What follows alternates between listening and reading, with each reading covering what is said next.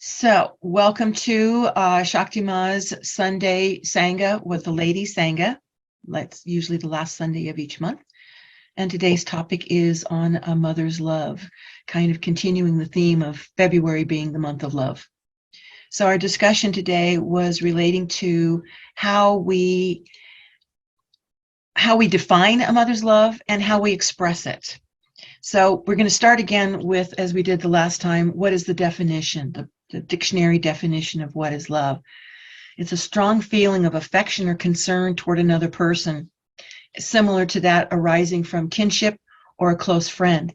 And as Maribel was offering just a minute ago, there's that cellular thing about your love to someone, especially when it's your offspring, a very close individual that you're very much attached to. You really feel almost a drawing, a need to be close to them, to feel them, to touch them. The other definition is a strong feeling or affection for another person with sexual attraction. When it comes to a mother's love, that's considered dysfunctional, but it is also a form of what happens when we love something. That is that hormonal, that cellular desire. And then, of course, there's the further definition, devotion or adoration to a god or God. Again, it's that attachment, that feeling of connection that we're relying on. So as we said, we're talking about a mother's love. And I'm wondering, your participation here, what comes to mind when you think of a mother's love? Do you think of someone who's nurturing, supportive, caring, and accepting? Or perhaps you're thinking of someone who is more controlling, and perhaps they would rather dominate, or they're attached to their expectations and they want to see you fulfill their expectations. The third form of mother's love is out there, and that would be non-involved, someone who is perhaps benignly neglectful or unattached. They just don't really have an opinion about things. So thinking in your own mind about it, what is your thought about it? What do you think, or would you define as a mother's love?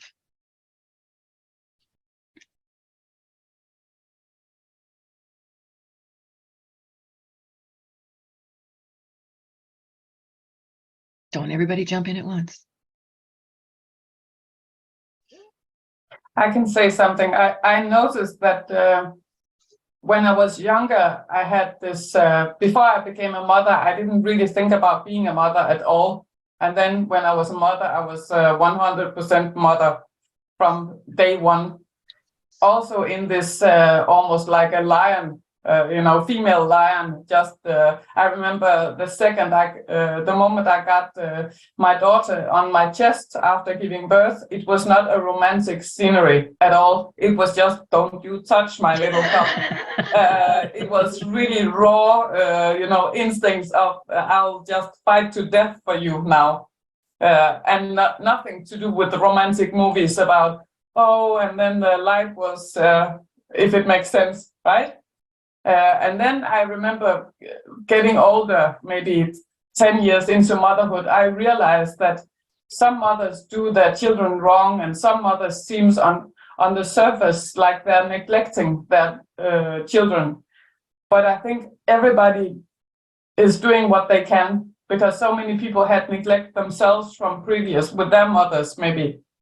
So I stopped judging that hard. I used to judge quite harder when I was younger. It's typical. We judge quite a lot when we're young, and then slowly realize, okay, what can we do now? And I also notice when I have young people talking to me about relationship to their mothers, that it actually takes a burden off them to understand and realize my mother did the best she could.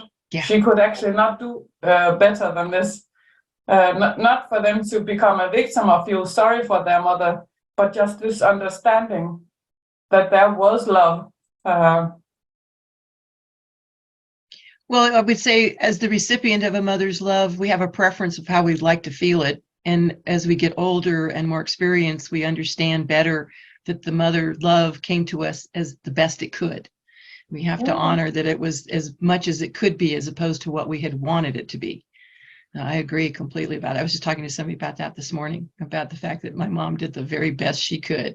I look back on it and appreciate so much more She was trying the hardest she could. Most likely, I, as best as she could, most likely. yeah, totally, totally. The most she knew how. And she was not a very good mother.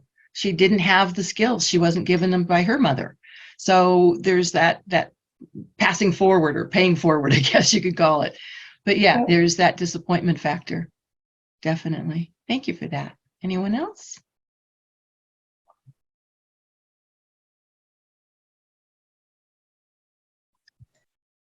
I was thinking that if I feel this love for my daughter, then there are almost more more huge or something like that. That help me, ¿cómo dice? Me abraza, they love me, yeah. and feel that as it's I don't know, it's like wow, like more beautiful, because there are something that I don't ask for love. That I think there are something algo más grande. They are more big than me, and but no my mom, no other. Yeah. I don't know what is the name of this.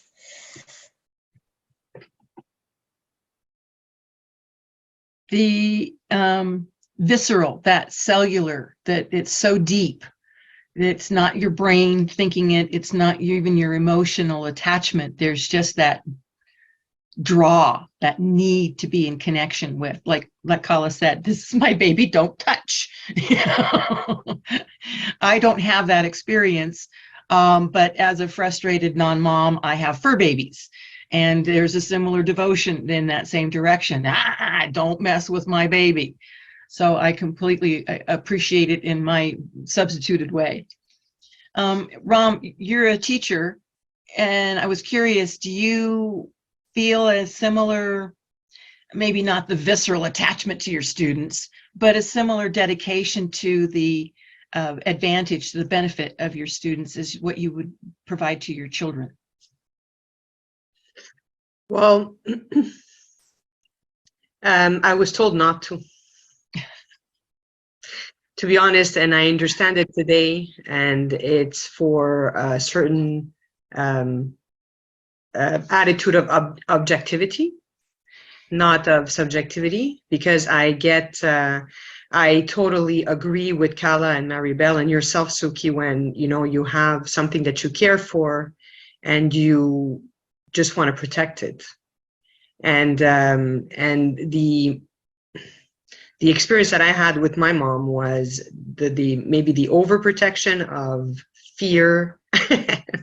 Don't do this, don't do that. And at a point, I remember right before giving birth to my son, I was, I looked at my husband and I said, am I going to be a good mom? The fear overcame me there. And then, like Kala said, once you have the baby, and it's not a romantic scene. Usually, they're beautiful. But when I see myself as not being objective with my children, as I am with the students. And also on the other side is with the students, I do have some judgment. With the children, it's unconditional. You see them, you see the way they react. They might have, if you sit down and you have this analysis, which is important because they all are entitled to education. Mm-hmm. And sometimes, you see yourself, sometimes I'm tired. I've repeated for maybe 15 or 50 times, and you don't want to repeat again. But with the children, we do that. And that's where I see that's where I see like a distinction, and that's where I was told by another colleague of mine not to act as if they were my children. And I think that it's an attitude. Yeah, it's an attitude. So it's a conscious effort on your part. Maribel, you also teach, yes? It's a conscious effort on your part to provide for these individuals with the same dedication, perhaps, as you would to your children, but without attachment to it. You're not responsible for them. Is that a fair assessment? I think it's fair. We are not responsible because, I think it's fair what you said, because it's at a point, it's their responsibility to either understand or don't understand, or to verify. I mean, we're teaching them theory, Yeah. we're teaching them in a book. So it's for them to understand. And if you do have that attachment, or if you do have that expectation that they understood everything, then I do go into a big disappointment and I get angry. And so then I'm not a good teacher because I get angry. You became attached to the outcome, to the results. Exactly. Yeah. Exactly. Hi, Padma. Thanks for joining us today. So, and Kala, yourself, you're not actually a teacher for a class per se, but you guide people, and especially young people. Do you find yourself becoming attached to any of them, or the outcome of their efforts? I actually remember the first time I had a student or whatever. Once in a while, I call them victims, because they're like the rest of us, victims of life, right? How to steer in the life sort of storms. And I was quite worried about how would I react, because I sensed that she had experienced something very traumatic. And I knew in advance that I wouldn't help her if I sat and cried with her. Not in this situation. I had to sort of be able to, hug her, be there for her, but not go into her emotions. Show compassion without sitting crying, because if I would sit and cry, it would be myself I was feeling and not listening to her. So that was actually, and I passed that test. I had conversations with young people before, but this was a real sort of, let's talk about, can we actually, you can get some homeworks, maybe I can teach you some sort of tricks in life so you can manage your own life better. Yeah. But I was actually worried about how would I sort of, and her story was totally traumatic, and she had been through psychologists and so on before, which didn't have this, either they were too clinical or went into this crying with you. And I got this sense, and I got it later on also, both with young boys and young women, that they just want to tell you stuff, and you should just stand there. You should just listen with compassion. They shouldn't take care about your emotions, if it makes sense. So I learned actually something very important there. Yes, you bring up a good point. Yeah. For sure. The idea that, you brought up two things from my perspective. One being that you have to pay attention to that attachment with your children, that it can actually be painful for you if your child is going through something painful. Exactly. That you want to not only protect them from outside harm, but from inside negativity and turmoil. Mm-hmm. That's another form of mother's love. How do you navigate letting your child experience something and gain the experience, opposed to protecting them and keeping them cuddled up and stuffed in a bag someplace so they can't get hurt? It's a good point. I remember a woman I know, she told that when she was sick, she had a cancer diagnosis, and she couldn't tell her mother. She came to me, and I had to go with her to hospitals and so on. But because she knew if she told her mother, when she was sick, she would have had to comfort her mother because of the mother's, grief and so on. And she was at such a low point that she didn't have the energy to, on top of being sick. So there's also something tricky there with some mothers, which mothers can pay attention to also. I thought about this.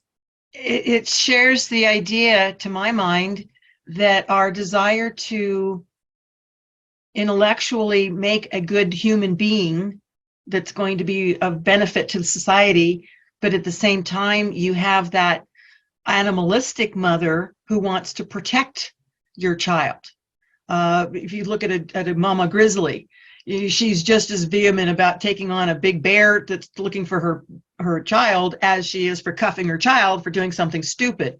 I mean, there's that animal side of us that wants that to be our primary objective, but then we're also intellectuals that need to keep in mind that we're creating a new independent agency, somebody who's going to navigate the world with what we've taught them how to do. Do you feel, again, I'm speaking to you as mothers, do you think that's part of your growth as well? To find that line between wanting to be everything for your child and still being your own individual person and letting your child be that individual? Does that even come up?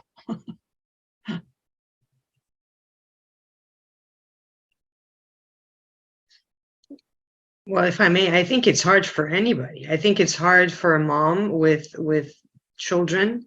I think it's hard for a best friend when your friend comes to confide in you and tell you something, and then you have that sorry to say, that control where you don't want your friend to get hurt, and you tell her what to do, and you tell her what to do, and if she if she doesn't do it, then you get frustrated that she didn't do it, and the whole conversation afterwards is, well, I told you to do that, you didn't do it, and so it's the same. It's that it's that control. It's very hard, especially when we've been there. And I've heard so many times parents say, it's as if he doesn't know that I've been through that. And no, he doesn't. He does, or she doesn't care. I remember when I was young, my parents don't know what they're talking about. Exactly. It's my experience. So it's that. And today we have much more communication than in my day, and then in the in generations before us.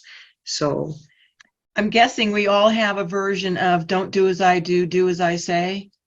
Absolutely. As a parent, I hated that expression when my parents would do that to me. It just Ladies, drove me crazy. I remember one guy, I don't remember who, but some guy said that you only understand an advice when you live through it yourself. Then you get it. Yeah. There's also wisdom in that, but that's just how it is. I would agree. And there's a lot of mothers that give advice that they have not experienced themselves. You're quite right. It's a challenge for sure. When we think about it, humans tend to be, for lack of a better word, desiring to be in control of their world. I use the expression control freak. I'm not sure how common that is, but it's this desire to be able to predict what's going to happen and then make it happen the way we want it to happen, and then be proud of ourselves because we successfully navigated. The basis for that kind of control is fear. And as earlier discussed, fear can make us do some strange things because we're afraid. And when we're in that state of mind, we're not being consciously mindful anymore. I've noticed that many women do express mother's love outside of their familial relationships. They've lost a definition between being a mom and being a mom to people who don't need a mom. In that direction, are we getting confused with a desire as mother's love? And I'm going to refer to this as generally being a female characteristic. Do we have a conflict? Are we getting confused between our desire to protect and our fear, our own natural fears? How do we express that? I mean, how does that influence our mother's love?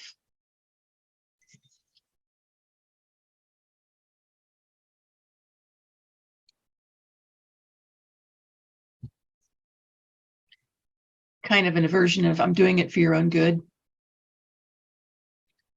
which is the corollary to don't do as I do. Well, can we say that the need to protect is the fear? Because we don't see what's going to happen, or we've heard of what's going to happen, and then we just want to protect the child. Just like a conversation I was having with a person that said, oh, there's a lot of kidnappings, so every time we're out in public, the child is kind of like stuck to her thigh. So that's is that protection or is that fear? And or is it just a mix of both? Without judging it, I mean, when I tell my son, my son wanted to leave. It's winter here, and he had this nice, beautiful jacket. It's a spring jacket, and I told him, put your winter jacket on. Is that me protecting him, or is that me being in fear because I don't want him to be sick, or I don't want him to be cold because I don't like being cold? So I'd say it's some of each. You're right. Some of it. Yeah. Well, your experience says by not wearing the appropriate clothing, this has the potential for getting sick. I've seen it. I've been there before.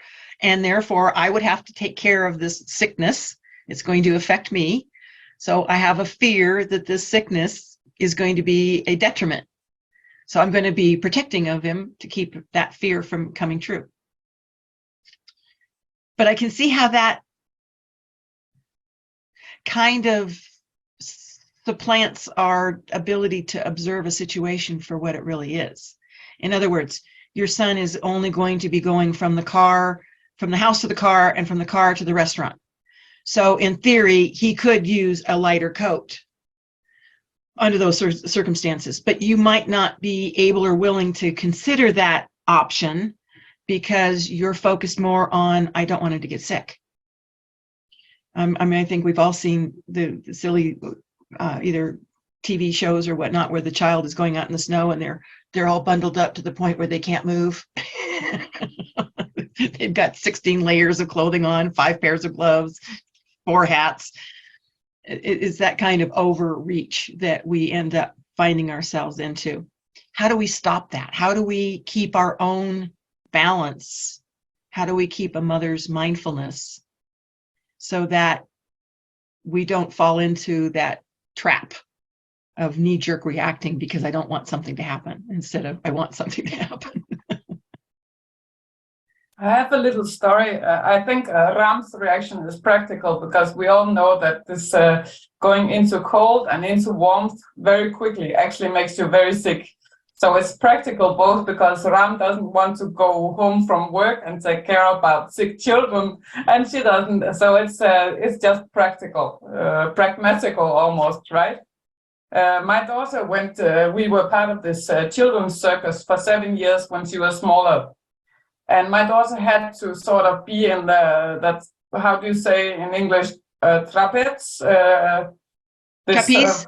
Yeah, flying in the air, doing all kinds of crazy things.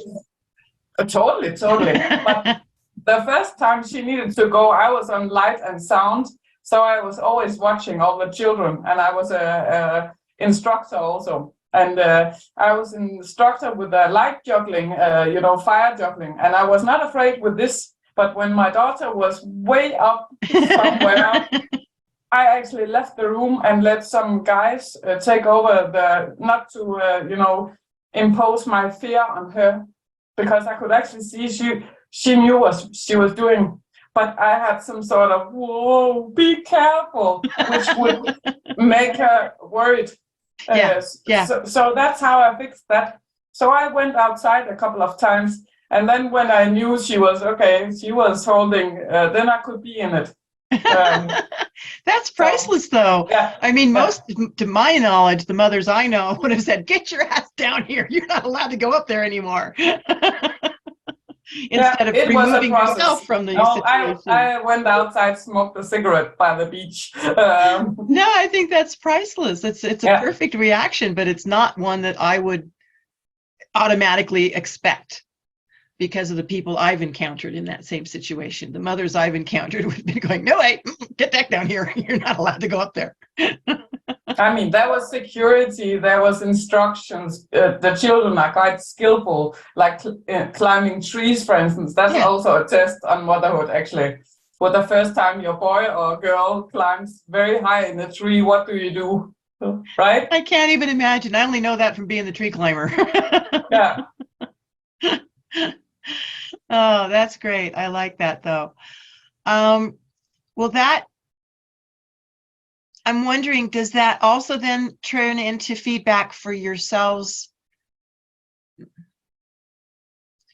In our spiritual practices, we want to observe ourselves. We take the position of the observer so we can be the observer observing. How does that work with being feedback or getting feedback for being a mother? Are there opportunities? Is there a place where perhaps even Shakti Ma could offer a space where mothers or people who have that mothering responsibility can regroup, restart what they're doing? I feel that tilt that happens, at least it happened with my own mother. It happens with me with my dog. I start getting preferences about how things are supposed to work, and it's no longer relative to what's needed for the moment. This is what's supposed to happen next. I'm just curious if there's a method any of you have identified or suggestions of how a mother can breathe and re-embrace themselves as to who they are right now, instead of being caught up in the intellectual side of it.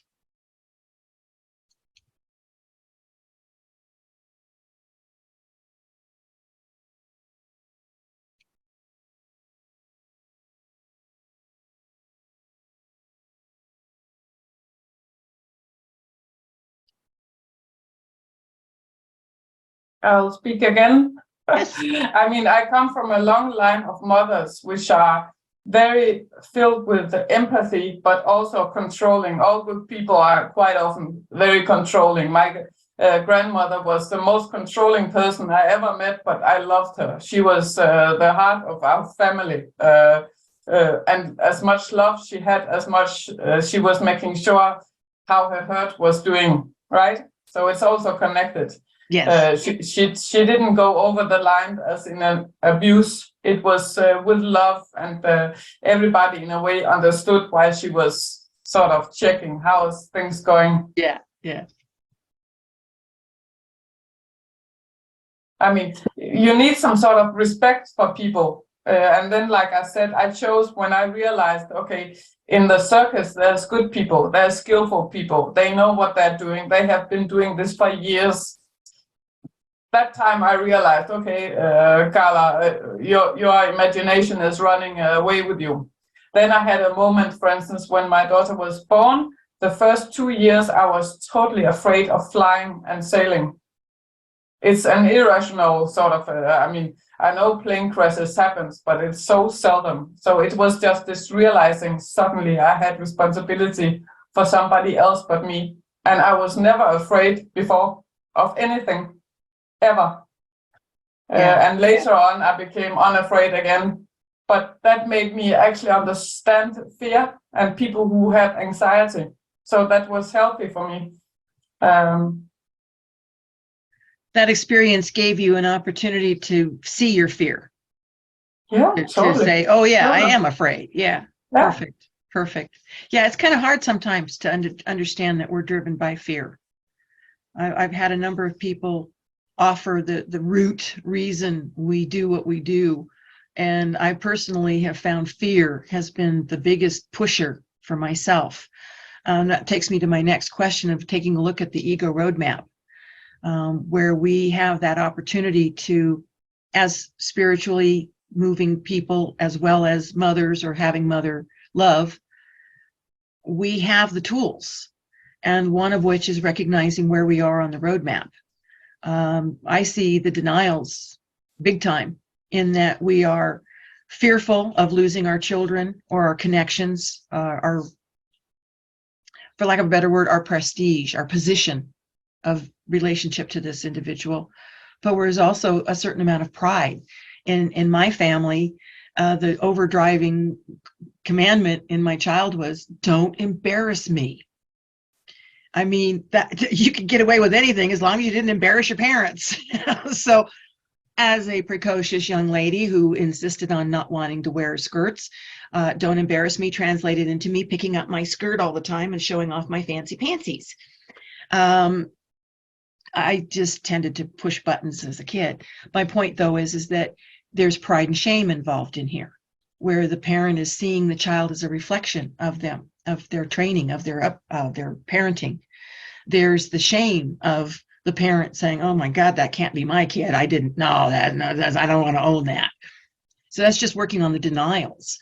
When we take a look at the other parts of the ego map with clarity and without attachment, we can kind of gain that we're using control or manipulation to get the child to do what we want them to do.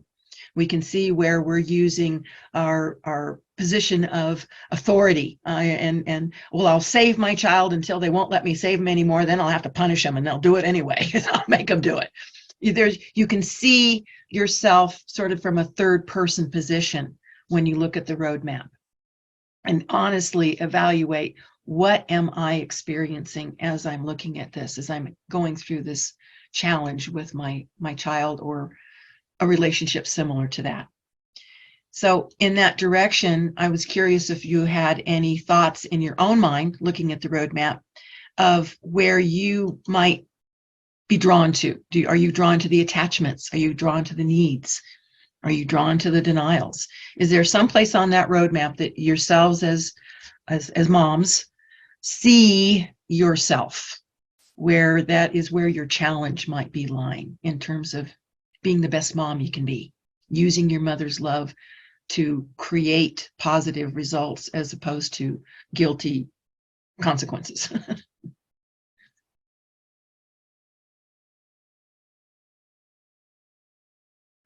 Well, for my part, I think I see myself everywhere in that ego roadmap. There's a lot of things that that I'm not necessarily proud of, and I could be a very proud person. And I work a lot, and then the kids don't have my presence, or I'm not there to listen, or if they want to speak to me, I'm either in a meeting or on the computer. And then I feel bad. And then if I feel bad, I want to save the situation. So I end up doing stuff that I don't want to do. And then I become the victim because I don't want to do it. And you made me do it. And or I'm afraid of something. So I'm going to manipulate the situation for the children not to do what I don't want them to do because I'm too afraid of the situation. And et cetera, et cetera. I mean, I see myself everywhere.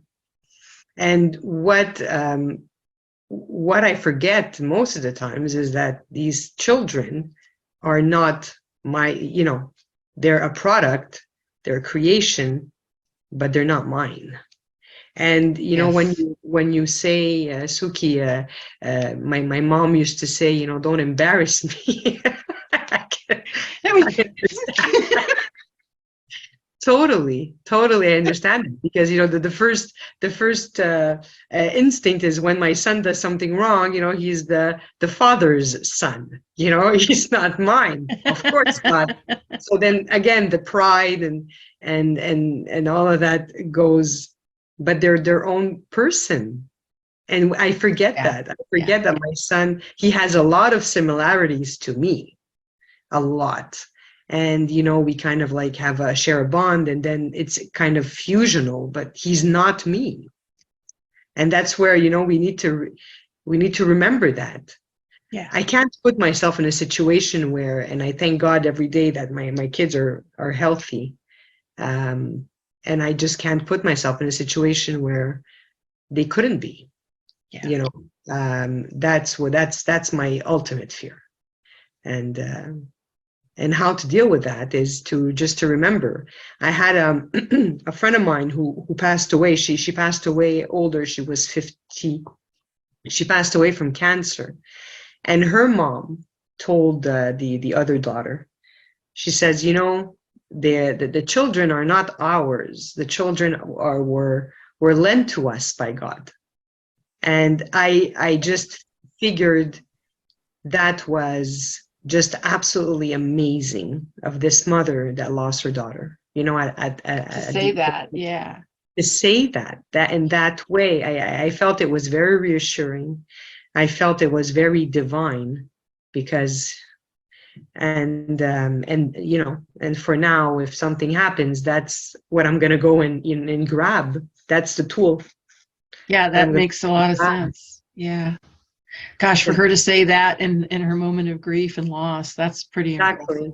Yeah. Exactly. Yeah, just strive to be that kind of a mom. At that moment in your life, to be able to remember that God loaned them to you, kind of a thought. That's strong. That's really strong. Anybody else?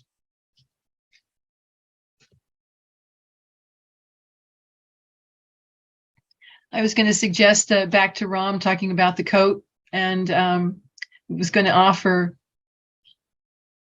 to me, looking at this as just a small little flat example. Perhaps you should let him wear the wrong coat, because then when he gets sick, he will now have that experience, and you won't have to remind him again in the future. I don't know that that's the case, and I'm certainly not telling you that that's what you should do. I'm just saying that that's a small little example of places where, as a mother, do you let the child go ahead and learn the lesson? It might be a kid riding their bicycle the wrong way and they're going to break their arm. Do you let them do that in order for them to gain that experience? Or do you keep trying to intellectually force them into a different path or a different programming? And Kali, you talk to a lot of youth outside of being your own child. That this might be more in your territory. I don't know, but I was just curious if you had thoughts on that. I actually have a thought. I went to this school called Waldorf schools. Mm-hmm. I think you call it in America as well. Mm-hmm. And there, the most basic things, besides all kinds of things, is not to harden the child. It means that the child should sort of be naive as long as it could be. You know, so you don't have violent video games. You don't try to make it strong. And I think this sorry you broke your arm on the bike, you had to experience it yourself. It's teaching your child to survive, but it also makes your child hard. Yeah. Not that I think you should go into, oh no, don't ride a bike, you'll break your arm. But do you get my point? Yeah. I was raised like this myself also, and I raised my daughter the same way. And it hurts when you are an adult. You are naive and your heart gets broken again and again, and then you get naive again. But that's cool. I think it's good to let your children not lock them inside your home so they don't see any danger, but on purpose try to show them that life is hard. I think so many countries where people are not happy, they do this thing in order to make your child survive. And I'm not sure about, do you get my point? I do, and I see what you're saying. Yeah. Okay. Yeah, many parents, no matter what country you're in, are of the attitude of hard knocks of life, kid, get it over with. You might as well learn it now. Yeah. What doesn't kill you makes you stronger, right? But where's the personality and the abandonment and how you treat other people after that if your parents do this pushing to you? I would think that that's an example of unconscious parenting, where you're just mimicking what you were trained and taught to do, as opposed to consciously saying, is this a good idea?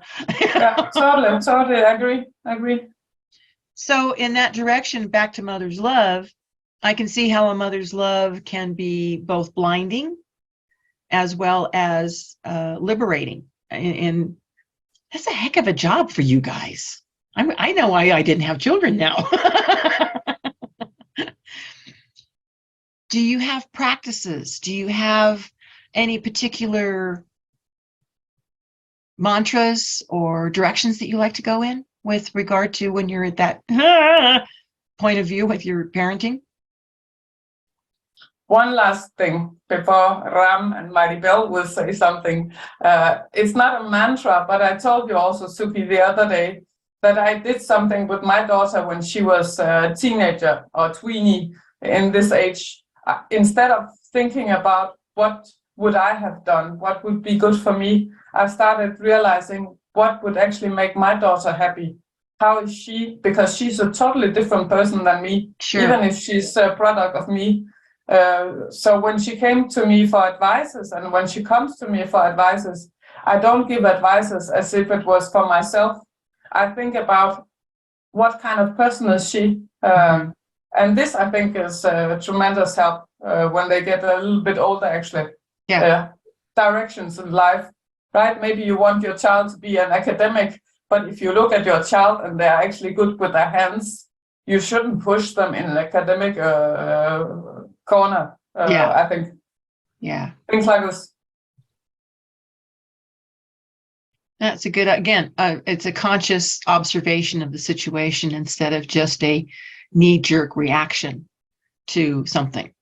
Again, my mom was very popular with offering advice based on her judgment of things. Just we need to teach parenting in school. And my common response to her was, yeah, who's parenting? It sure as heck can't be your parenting, Mom. I would not want to share your parenting with other people. So there's that position of feeling like you have to be the authority. You have to have judgments because you're responsible for another person out there. So I was kind of thinking of is moving this over into a guided meditation at this moment or this time for us to contemplate these different perspectives of our relationship with mother love. I'm not sure, Kala, are you feeling comfortable with doing that? I mean, it's okay. Either we do that or we close on in with the suggestions from you and Ram, for instance, with the mantras and so on. Well, we have both on the agenda. As I say, we're coming up. We have 10 minutes. And that's why I was trying to decide how best to finish up in terms of our time available. I think our conversation, actually, we should skip the guided meditation and then just use tools. What do you use in this situation? Also, Ram, which is a mother. Indeed, indeed. So let's go ahead then and continue with the discussion about what tools do you individually, you personally use. In Kala's situation, she's looking at it from making herself mindful and conscious of, I'm looking at this from where my daughter's coming from. What would benefit her? What is most beneficial to her, as opposed to my judgment or my opinion about what would be the best in this situation. Do either of you have a similar mechanism or tool that you use to bring yourself back to kind of like the 4 states of being: breathe, inhabit, feel, observe? You're like, okay, I'm back in myself again.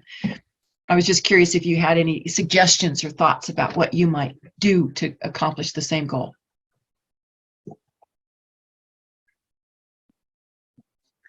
Well, I agree with Kala, Suki. I agree with her 100% because, and I agree with you with the tool of just the 4 states of being at this point, because we're interacting with another human being. Mm-hmm. Once you're interacting, I think that you need to be present. The tools that, if we're talking about tools, are for me personally. So like there's a lot of peace in there somehow. There's a lot of peace, and there's a lot of just observing my belly, because I can be in a lot of control, and it's just observing of the belly and just not taking away, but letting everything, all of the emotions that came through during the day just somehow dissolve without letting them go away or because they're important, but just letting them dissolve. And that's something I do after. But the 4 states of being is very important, like to come back and to say, like yesterday, I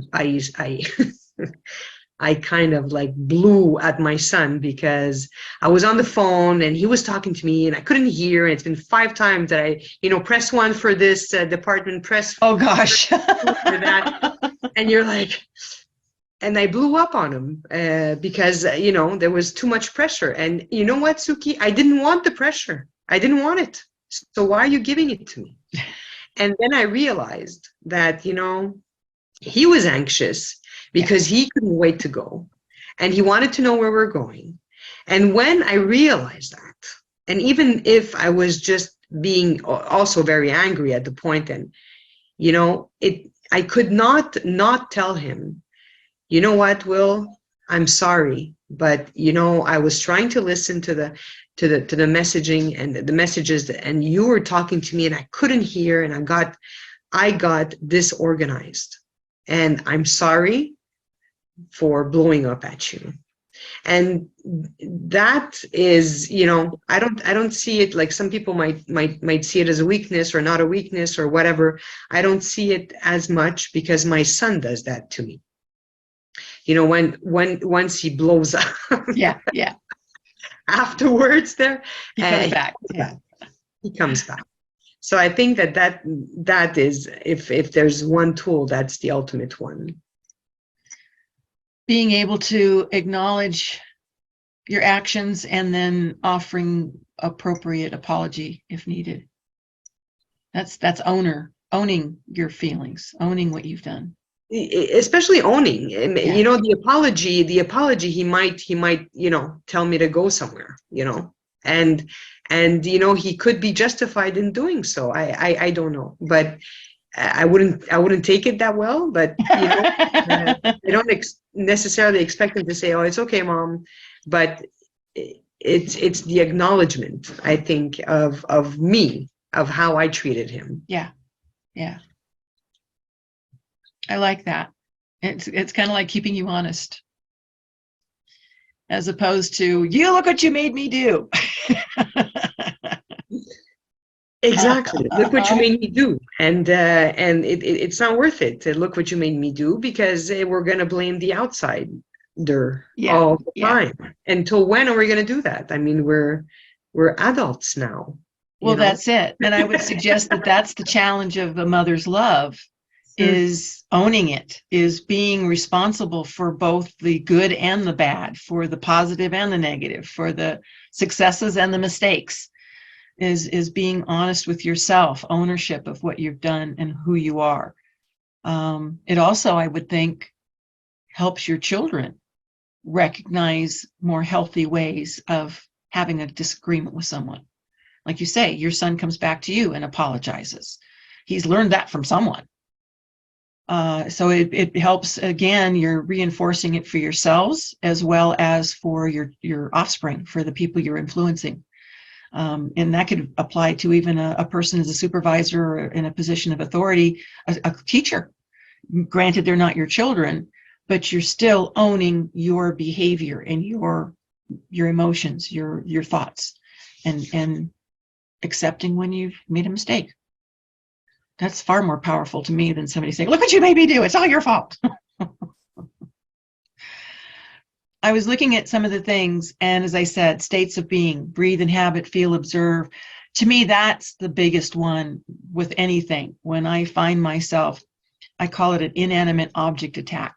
Whenever I'm trying to do something like pour a cup of coffee or put a glass in the cabinet, and it's fighting me, literally, like, nope, I'm not going in that cabinet the way you want me to. Oh, I'm going to bang you in the head. Oh, there's going to spill the water on the countertop. There's that. I appreciate I'm not in the moment. I am not really pouring this cup of tea. I'm actually thinking about what I'm going to be doing once I get the cup of tea made. So I have to breathe, get back in here. You're here, not there. inhabit. What are you trying to do? Feel. Why are you so upset about trying to, and get myself back on good. A master previously offered, it's finding your peace in one puff, in one breath, to get yourself down to where you're not running the inner dialogue about why this isn't fair, or why it should have happened something different, or why would they would do. You let go of all that intellectual baggage, and you get yourself back to your foundation. So in that direction, I was thinking that also peaceful soul is another advantage. It reminds us that we are that essence as opposed to the human that we're currently fighting with. It's a softer version. Shanti is certainly, we love that one, but it's actually kind of aggressive when you think about it, because the word itself basically says, I'm accepting everything the way it is. Yeah, but you see, right now, I'm not accepting everything the way it is. So stop hitting me in the head that I need to accept everything the way it is. Lakshmi was the one that offered me that Shanti might seem like the appropriate, but it can actually be quite vigorous in our resistance, because we're having a little bit pity party right now. I don't need you to tell me everything's perfect. If it was perfect, I wouldn't be having this pity party right now. It reinforces. The other one I was thinking about was Rishanaya. Just reminding ourselves of our compassion, our mindfulness, our gratitude, our acceptance. Just repeating those positivities, that's what we're aiming for, can also be a soft reminder that we don't need to be carrying around the baggage or the negativity. And that leaves us with, in my suggestion box, was the favorable mantra. I love that personally, because for me, I let go of my fear and allow that everything will work out. Even if I'm afraid of it, it's all going to work out. Once again, it can be kind of an aggressive mantra, because if we're fearful and don't want something to happen, telling ourselves everything is going to be okay has the same effect as Shanti. It's this crashing into our current state of mind. Any other suggestions that you can think of that we can utilize that help us regain our balance, our composure, our compassion, and our ability to interact with people?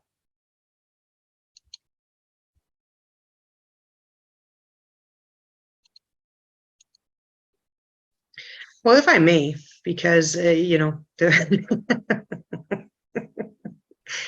Please, May. please.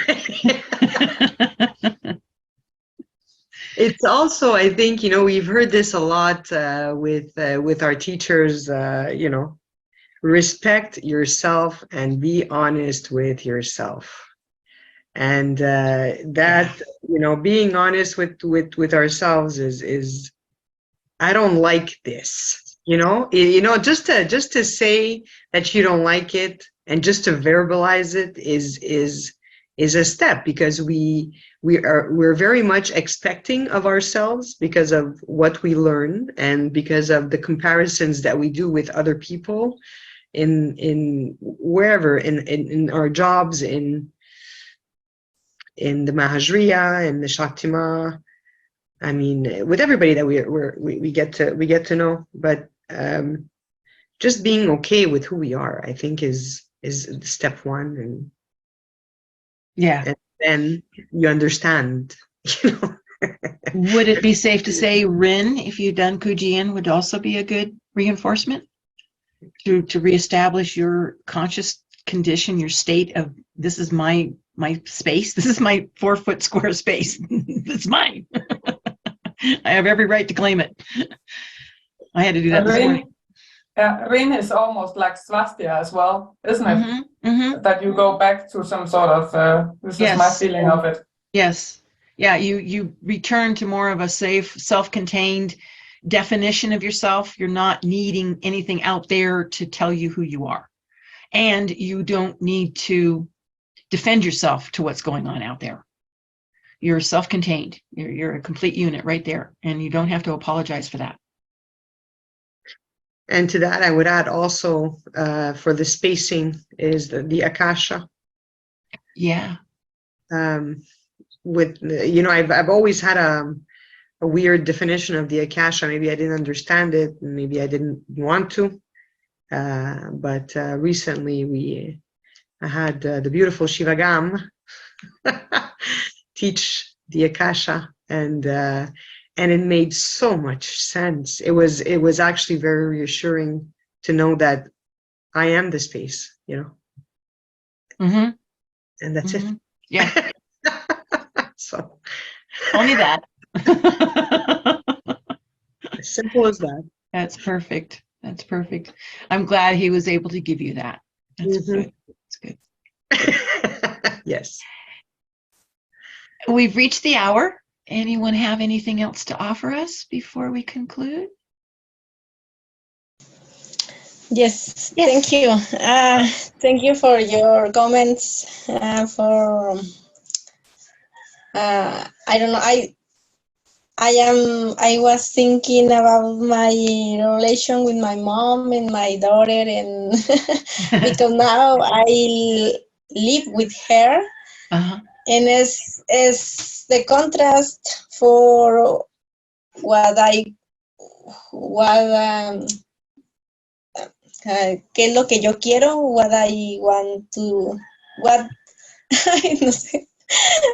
I want to do with my daughter is sometimes is contrary that she said or she learned me, and I try to put in the balance, because that experience with my mom, I learned something that I don't want to do when my child.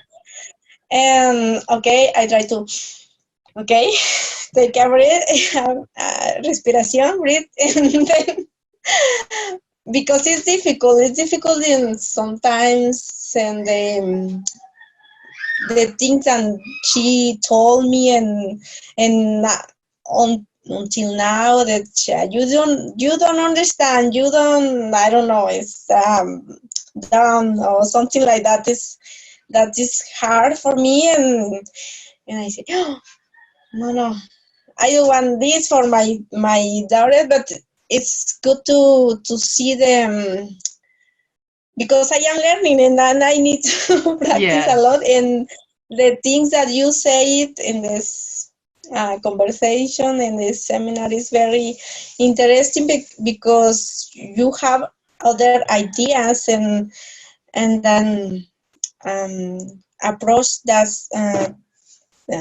things, and I think this helped me, and yes, because I need to see other, other perspectives, and yes, because I am learning, and I want to do the things different, but not with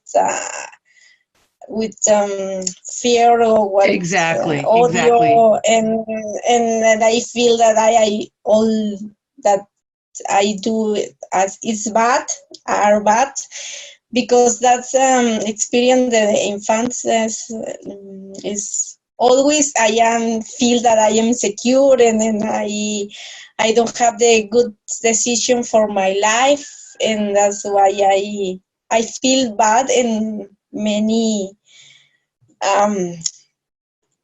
things that, well, I am learning that it's different in that moment. It's different, but it's lento. It's as we say, lento, step by step, but exactly. Slowly progressing. Slowly. That's it. The word. But thank you. Yes. You're very welcome. No, you offer how challenging it can be to be a mother and be the best you can be. As we were talking about, our mothers are doing the best they know how, while also having someone else in the best of intentions wanting to help you with what you're doing.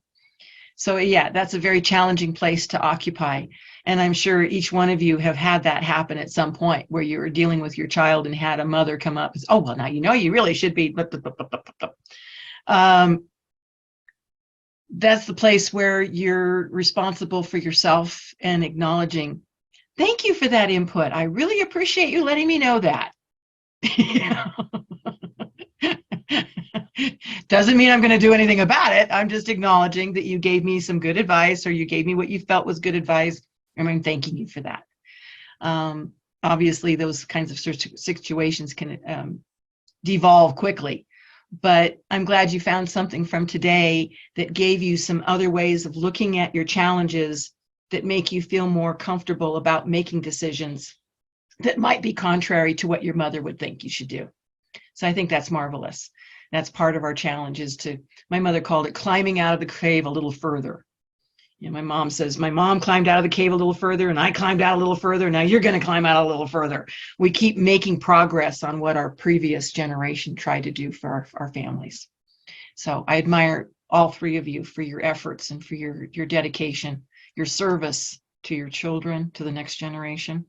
And I'm really glad if anything today helped contribute to doing that in a more efficient way, a more balanced, compassionate way.